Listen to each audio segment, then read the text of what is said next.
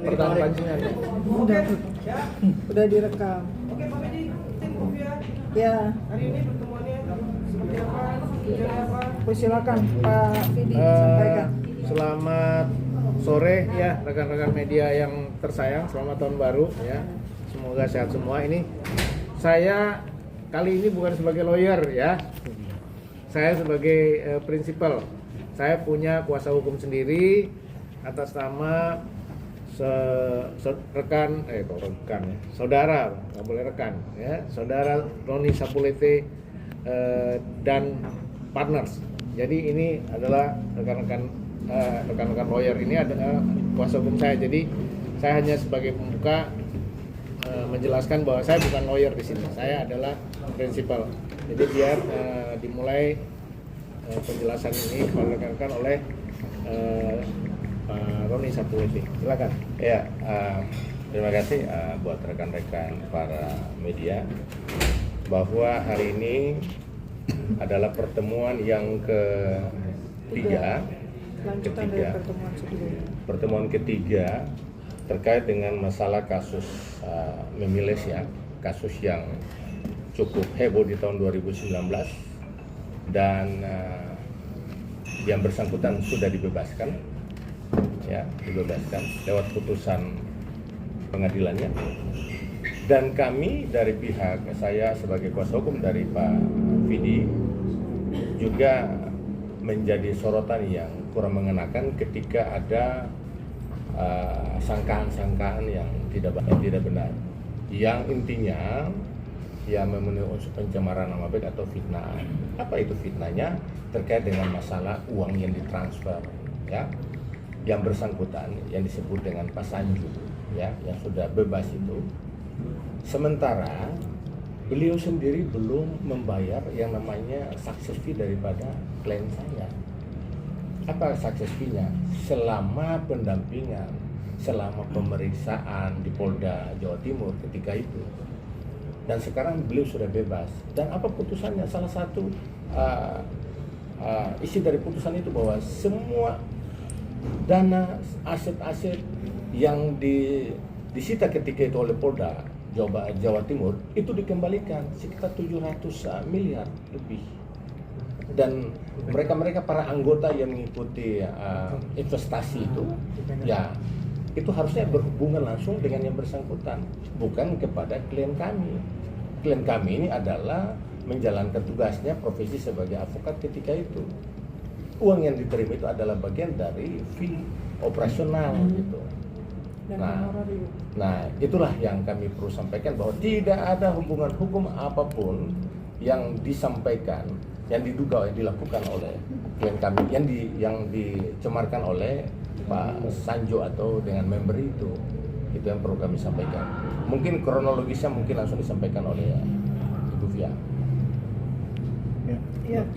Jadi pertemuan ini adalah pertemuan lanjutan yang lalu ya. Di sini adalah klien kami Pak Fidi, untuk ada kejelasan juga dong untuk Pak Fidi ya, gitu. Dan klien kami siap untuk mempertanggungjawabkan uang yang ditransfer tersebut, yang dimana dipakai untuk biaya operasional. Dan itu ada kami bukti-buktinya juga dari klien kami seperti itu, supaya tidak berlarut-larut dan nama klien kami dibawa-bawa terus seperti itu gitu. Karena itu kan jadi dugaannya ke pencemaran nama baik. Makanya pertemuan hari ini kami harapkan adalah menjadi jelas untuk Pak Fidi, dan sesuai komitmen yang disampaikan oleh Saudara Andi, sudah sepakat untuk Pak Fidi adalah sudah clear. Jadi tidak akan didatangi lagi tempat kediaman klien kami seperti itu. Kalau untuk lanjutan langkah mereka selanjutnya itu urusan dari mereka seperti itu. Mungkin mau ditambahkan oleh kuasa hukum Pak Fidi. Baik, terima kasih. Tadi pertemuan itu sangat disayangkan ketika kami ingin menjelaskan mengenai klarifikasi Pak Fidi terkait ini, tapi Pak Sanjunya berkeberatan, sehingga dokumen-dokumen, data-data yang kami punya tidak sempat untuk kami bacakan karena Pak Sanjunya keberatan untuk kami jelaskan.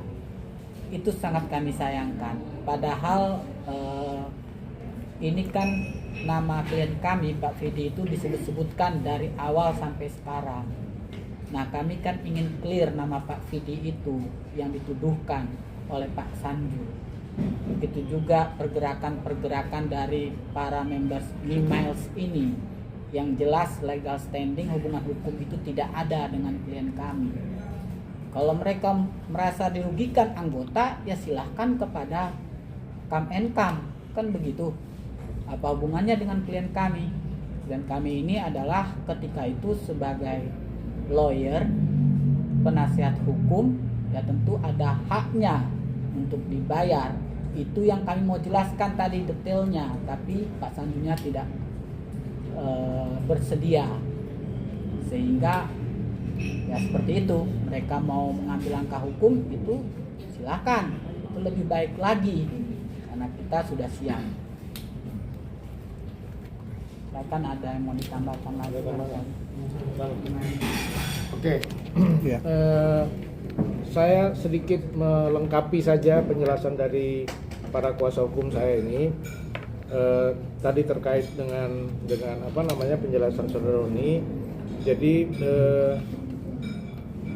semua yang disita itu dikembalikan itu kita tidak tahu persis nilainya seperti yang disampaikan saudara Roni ya, karena yang kita tahu, yang saya tahu sebagai kuasa hukumnya Kam and Kam dan Kamal Taracan, kemudian Sohanda, kemudian Fatah Sohanda, kemudian Prima Handika, kemudian Sri Widyaningsi atau Wiwit itu omset dari bisnis itu dalam waktu 8 bulan itu sudah mencapai 761 miliar. Itu yang kami ketahui. Tapi berapa pasti yang disita oleh Polda kita tidak tahu, karena itu adalah pro justisia, itu kewenangan penyidik. Satu. Nah, tapi itu dicantumkan dalam putusan. Kita punya kopi putusannya, ya. Semua dikembalikan. Berapa dikembalikan kita tidak tahu. Nah, apa namanya terkait dengan member tadi disampaikan oleh, saya lengkapi sekarang penjelasan saudara Arief Budiman. Pada dasarnya memang kami tidak punya hubungan hukum dan itu sudah dinyatakan oleh keluarga Pak Kamal, ya. Ada pernyataan dari keluarganya, istrinya, 2 kakaknya, nanti dikasih kopinya untuk bisa di screenshot. Sebenarnya sebelumnya sudah, bahwa kami tidak ada hubungannya, uang yang diberikan kepada tidak ada hubungan dengan member, dengan Kam and Kam, dengan bisnis itu, dan kami akan dibebaskan dari segala tuntutan baik perdata maupun pidana dari pihak manapun. Dan itu bukan hanya pernyataan kosong, tapi itu masuk akal. Karena apa? Karena pada saat kami mendapat kuasa itu tanggal 23 Desember 2019 itu Pak Kamal posisi sudah ditahan dan barang-barang sudah disita, uangnya sudah disita, rekening sudah dibekukan. Jadi logikanya sudah tidak mungkin lagi dipakai uang member itu untuk kami. Nah, itu saya persyaratkan ke Pak Kamal waktu itu, gimana nih kita di Jakarta, kasus di Surabaya, you masih punya uang nggak untuk membiayai kita berperkara? Ada uang keluarga, ada kaitannya sama member atau bisnis ini? Nggak ada. Bikin pernyataan. Dibikinlah pernyataan itu di atas materai. Itu punya dasar hukum, ya.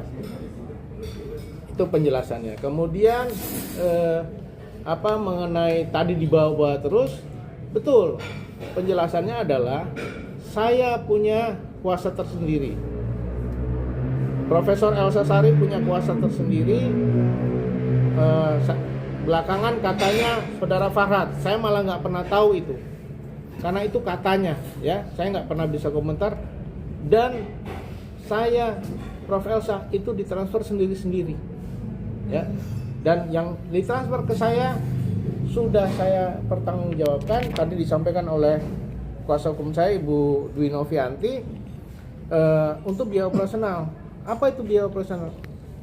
Menjalankan perkara bolak-balik sana, bahkan kita punya bukti keluarganya atau istrinya Pak Kamal itu pinjam uang 2 miliar karena sudah habis uang, kita pinjamkan dari uang itu juga 2 miliar, sekitar 2 miliar. Kemudian untuk bayar anaknya sekolah, listriknya dan kehidupan sehari-hari, itu penjelasannya.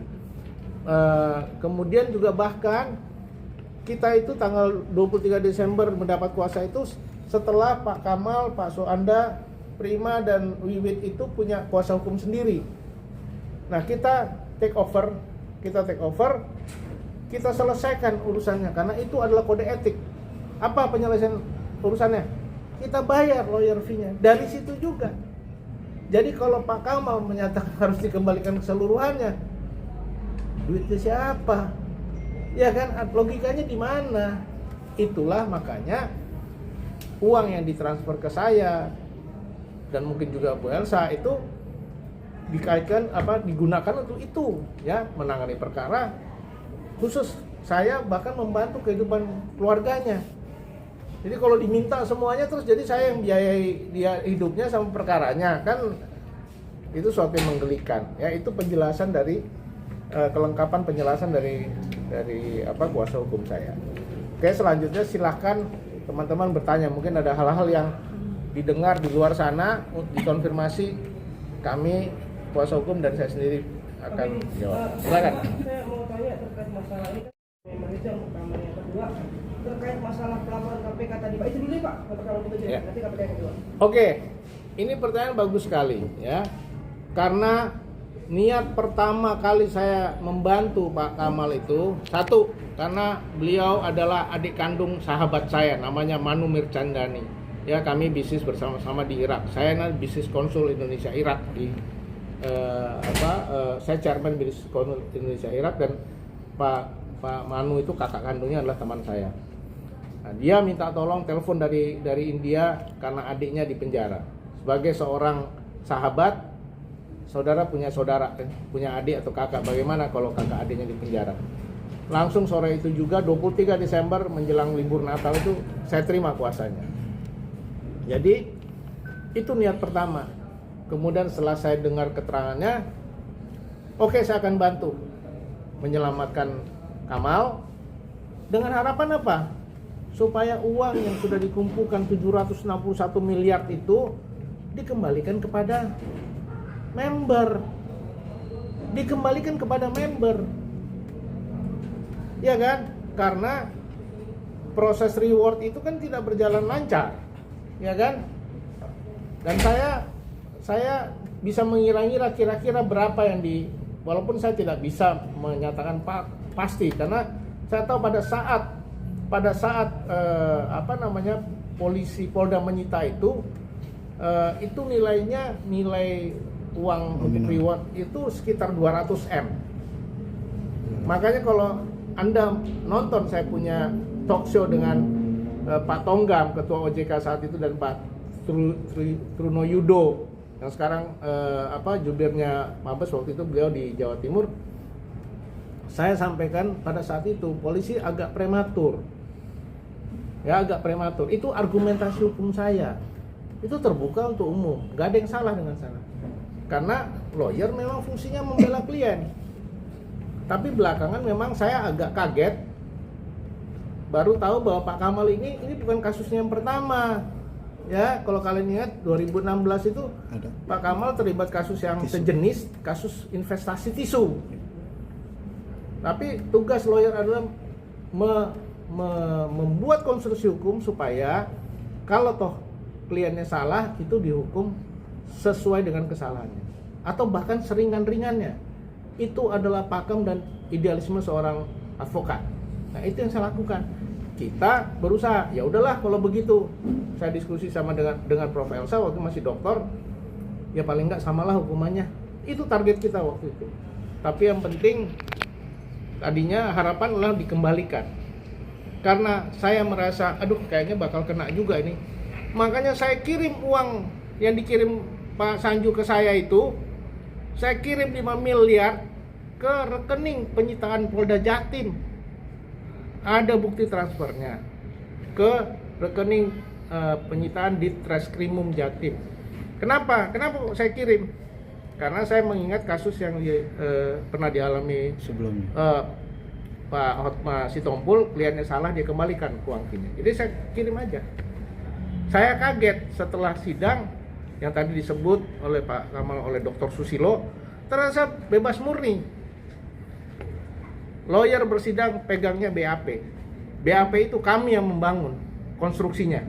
Dari yang tadinya lawyer berbeda-beda antara Kamal, Suhanda, Wiwit, Prima, itu lawyernya beda-beda, memberatkan Kamal. Makanya kita rekonstruksi supaya jangan memberatkan. Kita take over. Ya, akhirnya BAP itu dipakai oleh Dr. Susilo bersidang bebas murni. Kami pun kaget. Saya pun kaget bisa bebas murni. Tapi apa artinya? Kalau bebas murni semua duit dikembalikan, semua aset sitaan dikembalikan, ya lawyer fee saya dikembalikan dong. Logikanya. Ya kan? Nah, mengenai tadi saya agak terlupa lewat sedikit mengenai Pak Andi bilang bahwa saya akan dibebaskan dari segala kejaran member, itu juga ada saksi. Mungkin tadi ada lihat itu Pak Alex tuh di belakang tuh, ya, menyaksikan. Janji Mas Andi, saya tidak akan dibawa-bawa lagi karena saya klarifikasi itu dengan bentuk seperti laporan keuangan tertulis, disetujui oleh kami ini, menjadi bahan barang bukti BAP ke Polda Jatim. Nah, jadi memang betul saya bukan clear, bukan karena apa-apa, karena memang sudah selesai. Bahkan dari hitungan-hitungan itu saya masih punya piutang dengan Kamal. Makanya Pak Kamal mau ngambil jalur hukum, saya senang sekali. Karena sejak 2020 saya cari beliau untuk saya tagih kekurangan lawyer fee saya. Dan upaya 5 miliar itu, saya datang ke Kejaksaan Negeri Surabaya. Saya bilang, ini uang saya, lawyer fee saya, ini bukti transfernya. Sampai Kejaksaan Negeri bilang, Pak, putusan pengadilan dikembalikan kepada kami nih. Kalau Bapak merasa ini lawyer fee-nya, Bapak bikin surat intervensi atau Bapak gugat aja mereka perdata. Itu baru uang lawyer fee, belum sukses fee. Biar gimana juga sukses fee itu adalah hak honorarium yang dilindungi oleh undang-undang. Ya, jadi saya senang. Saya nggak perlu lagi cari-cari Kamal yang selama ini saya mesti suratin dan nggak sampai-sampai itu surat karena nggak jelas alamatnya, rumahnya pun saya nggak tahu. Makanya waktu dibilang kami bertiga, saya, Prof. Elsa, Farhad datang bertiga ke rumahnya dapat uang cash, itu nggak ada logikanya. Karena apa? Pada saat Desember itu Farhad belum ikut dalam tim hukum, bahkan saya nggak tahu kapan tepatnya ikut. Hanya saya dengan Bu Elsa. Dan tidak tahu juga rumahnya. Dan tidak tahu. Nah, jadi kan tidak mungkin saya bisa bertiga datang pada saat awal dapat uang cash. Ya kan? Tapi tadi dijelaskan ada uang cash, ada uang transfer, mana yang benar? Tadi Bu Rani sudah mempertanyakan. Itu 55M itu apa bentuknya, uang transfer semuanya? Enggak, berubah. Jadi 55M itu transfer, ada cash. Padahal di surat kuasa dibilang total transfer. Dibilang total transfer. Kita minta, saya minta, dikasih ke saudara. mana bukti 55M itu? Terus bilang juga bertahap Nah, dibilang bertahap. transfernya. Ya kan? Saya bilang mana supaya jelas yang ke saya berapa dan saya sudah bertanggung jawab. Saya tahu, supaya saya jangan dibawa karena surat kuasa saya dengan Bu Elsa beda. Dibilang sesudahnya baru dikasih. Ya pokoknya beda, dan itu yang mengakibatkan saya punya transferan juga beda, pertanggungjawaban juga berbeda. Jadi tapi Kamal tetap mau menggabungkan 55M. Nah, saya nggak bisa dong. Ini kita bukan beli rambutan saya ikat. Ini hukum. Kalau pidana itu harus individualis. Perdata juga harus jelas, nggak boleh sumir. Ya. Nah itu. Jadi kalau Pak Kamal memutuskan jalur hukum, itu yang saya tunggu-tunggu dari 4 tahun yang lalu, supaya lewat jalur hukum. Bahasa hukum yang menentukan. Dan saya senang Pak Kamal menyatakan bahwa lawyernya adalah Dr. Susilo. Karena yang sekarang ini udah lawyer keempat kayaknya, ya. Karena Dr. Susilo itulah yang mengambil alih sidang pokok perkara saya. Dan saya sempat undang klarifikasi beliau. Karena apa? Kewajiban yang tadi saya lakukan pada lawyer sebelumnya itu harus dia lakukan kepada saya secara kode etik. Dia harus menyuruh kliennya menyelesaikan masalah dengan lawyer yang lama. Saya panggil, datang asistennya. Begitu tahu ada kami, dia bilang kami akan mengundurkan diri. Saya bilang jangan. Lagi-lagi saya bilang jangan kalian mengundurkan diri karena ini adik teman saya. Silakan kalian lanjutkan sidang kalau memang Kamal mau pakai, tapi jangan cabut kuasa saya. Tapi apa yang terjadi? Begitu saya pulang dari meeting itu, di rumah sudah ada surat pencabutan kuasa sepihak. Itu lawyer manapun yang baru belajar pun, anak kuliah pun tahu itu tidak menggagalkan surat kuasa dan honorarium. Ya, jadi saya senang sekali daripada saya mesti berhadapan sama member yang tidak punya pengetahuan hukum, yang dia saya tahu punya masalah psikologis karena duitnya. Apa duitnya tekor istilahnya atau ketipu atau apa itu terserah ya. Tapi saya tujuannya justru Pak Kamal itu dibebaskan supaya bisa uang itu dikembalikan kepada member. Ya, itu penjelasannya. Ini juga adalah pesan sekaligus pemberitahuan kepada member ya, bahwa uang kalian itu ada di Pak Sanjui, ya. Uang ada di beliau. Uang yang mana? Uang yang kemarin disita dan dikembalikan setelah putusan beliau bebas. Pak Sanju atau siapapun namanya ini, yang namanya ya Kamal, namanya banyak ya. Mungkin rekan-rekan media juga tahu ketika dia ada masalah beberapa tahun sebelum Mimiles ini kan ada juga investasi yang dianggap bodong itu ya. Berarti kan tahu perilaku orang ini. Uang yang diberikan, yang katanya dia transfer 55 miliar, tadi saya juga tanyakan, Bapak transfer itu atau apa?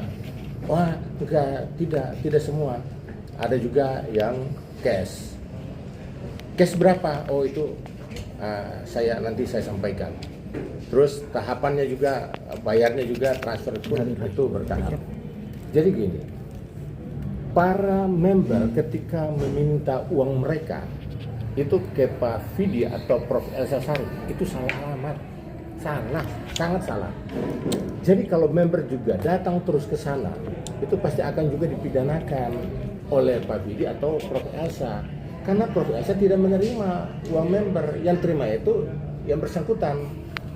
Nah, dari perusahaan Kamkam itu, PT Kamkam itu. Jadi perlu disampaikan bahwa uang yang sudah dikembalikan, aset-aset mobil dan segala macam itu dikembalikan. Nah, sekarang kembali. Para member silakan minta kepada yang bersangkutan yang sekarang udah bebas. Beliau juga harus punya tanggung jawab dan kewajiban untuk membayar success fee daripada klien kami Pak Vidi. Nah, itu juga akan kami lakukan upaya hukum terhadap beliau. Ya. Oke. Ada nama lagi ya? KPK? Bang, Saya dulu. Oh. Bang, ini kan berawal munculnya kasus UMKM ini terkait ada bahasa uang dititipkan ya. Ini awalnya muncul kasus ini. Nah, menanggapinya gimana? Ada uang dititipkan ke Bang Vidi, terus ke Bu Elsa dan ke Bang Farhan. Iya. Jadi saya juga tanyakan, itu uang apa? Uang titip. Terus yang ngurusin Bapak selama ini siapa? Ya, ngurusin Bapak sampai Bapak bebas ini siapa? Walaupun di persidangan itu Bapak sudah ganti ya penasihat hukum, tapi proses awal itu beliau, Pak Vidi dan Prof. Elsa dari BAP segala macam. Itu kan persidangan itu adalah BAP, berita acara pemeriksaan di kepolisian itu yang dibawa di persidangan. Siapa yang mendampingi di berita acara pemeriksaan di kepolisian Jawa Timur? Pak Vidi klien kami dan Prof. Elsa. Gitu. Lalu apa? Lawyer fee mereka, operasional mereka. Nah, jadi apa yang disampaikan dia ini kan cuma hanya mengalihkan aja sehingga member itu jangan ke rumahnya. Member itu ya lari kepada penasihat hukumnya, itu salah. Dan itu pun kami akan lakukan upaya hukum kepada yang bersangkutan. Tapi ada pembahasan itu nggak? Saya tambahkan. Ya. Saya sekarang mengajak kalian berlogika ya. Seandainya istilah titipan itu memang ada hukumnya. Sesuatu yang dititipkan harus dikembalikan. Ya, itu ada hukumnya. Kalau itu yang dimaksud, terus kita kerja pakai apa? Kalau itu uang titipan harus dikembalikan, kita kerja pakai apa? Kan itu yang saya persyaratkan. Kenapa? kenapa saya tanya di awal, kamu masih ada uang nggak? Memang uang itu ada kata titipan karena diberikan pada saat awal. Lain dengan kalau kondisi normal dapat Yang akan diperhitungkan juga. dapat surat kuasa, dapat honorarium, ditandatangani sepakati, baru kasih uang. Itu yang normal. Ini kan tidak normal. Dia sudah ditahan, semua lagi disita. Saya bilang, kamu masih punya uang nggak? Karena uang yang member setorkan itu semua sudah diblokir oleh polisi, termasuk mobil-mobil, motor-motor, HP-HP, emas batangan menyusul kemudian. Terus kita mau kerja pakai apa? Ada uang, ya udah sini deh. Karena waktu itu sore 23 sore, ya udah kita nggak bisa bikin tanda terima kan. Saya bikinlah voice recorder. Ini uang titipan operasional yang akan diperhitungkan di akhir perkara. Operasional. Jadi bukan titipan seperti yang mereka gaungkan. Titipan. Ya kalau itu titipan yang harus dikembalikan, katakanlah benar ya 55M, walaupun sampai sekarang tidak terbukti. 55M kita harus kembalikan. Terus saya Prof Elsa sidang pakai apa? Pakai daun.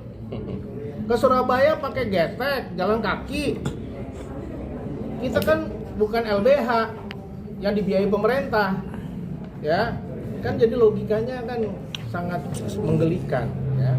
Itu yang jadi maksud dengan titipan itu. Bang, Ya. soal keterlibatan Farhad sendiri seperti apa Bang? Mungkin Abang tahu nggak? Saya ngomong saya tidak bisa komentar, ya, karena pada saat saya terima kuasa lisan itu pada saat itu ya, kemudian dituliskan saya dan Prof Elsa, itu Farhad belum ada.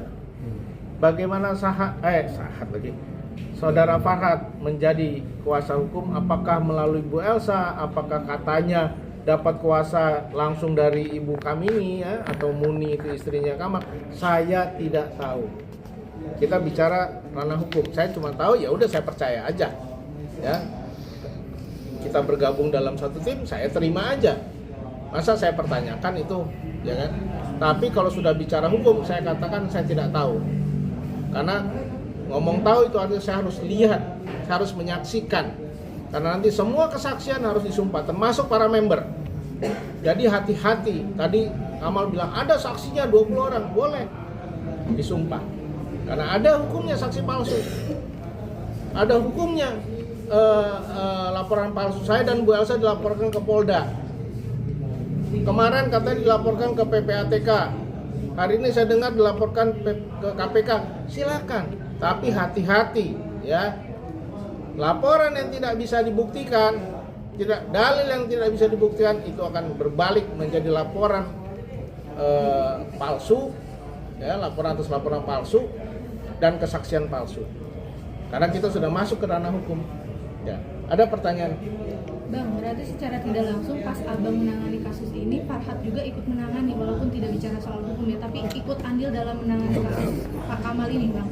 Ada keikutsertaannya selama Saya karena ini sudah masuk ranah hukum, Kamal sudah menyatakan saya tidak bisa berkomentar, tapi memang pada saat itu memang ada. Berapa kali Bang bertemu Farhad sendiri? Saya tidak ingat, ya. Memang ada, tapi bagaimana keterlibatannya, legalitas segala macam saya tidak tahu. Lebih bagus Anda tanya ke Bu Elsa, Prof Elsa atau kepada istrinya Pak Kamal langsung, ya, gitu. Jadi saya juga harus menarik garis tegas untuk menjawab pertanyaan. Tapi saya tahu memang ada Farhad. Bang, Ada lagi? Kedepannya akan seperti apa nih Bang? Akan membawa ke jalur hukum juga kah atau gimana? Karena kan nama Abang belakangan Ya. sudah. Secara implisit kan sudah jelas ya.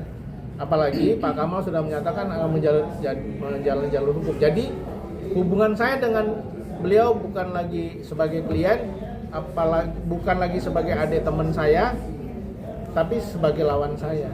Ya, para pihak yang berlawanan. Dan saya lebih appreciate itu. Karena biar hukum yang bicara. Bahkan saya jadi punya kesempatan ketemu langsung dengan yang namanya Dr. Susilo. Ya, salam hormat saya karena kemarin saya surati hanya asisten yang datang. Ada lagi? Nah, Ada yang ingin silakan? Udah.